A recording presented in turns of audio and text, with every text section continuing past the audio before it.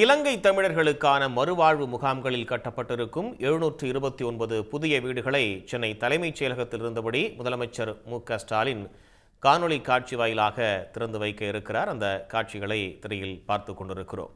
என்னுடைய பொதுச் செயலாளர்களுக்கும் சக அதிகாரிகளுக்கும் இந்த வீடு கட்டுவதிலும் மற்றும் இது சம்பந்தமான அனைத்து வேலையிலும் ஈடுபட்ட அனைவருக்கும் என நன்றியை கூறி விடைபெறுகிறேன். நன்றி, வணக்கம்.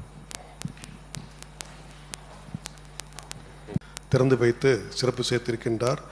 அவருக்கு முதற்கண் என்னுடைய நன்றியை தெரிவித்துக் கொள்கின்றேன். இந்த விழாவில் கலந்து கொண்டு சிறப்பு சேர்த்திருக்கின்ற மாண்புமிகு வருவாய்த்துறை அமைச்சர் அவர்களுக்கும், மாண்புமிகு சிறுபான்மையினர் நலன் மற்றும் அயலக நலத்துறையினுடைய அமைச்சர் அவர்களுக்கும், மதிப்புமிகு எங்களுடைய தலைமை உதவிக்குழு சுழல் நிதி, கல்வி உதவித்தொகை, முதியோர் உதவித்தொகை, இன்னும் பல இலங்கை தமிழர்களுக்கான மறுவாழ்வு முகாம்களில் கட்டப்பட்ட 729 வீடுகளை கட்டிடங்களை முதலமைச்சர் திறந்து வைத்தார். அந்த காட்சிகளை பார்த்தோம். உடனுக்குடன் செய்திகளை தெரிந்து கொள்ள சன் நியூஸ் பெல் ஐகானை கிளிக் பண்ணுங்க.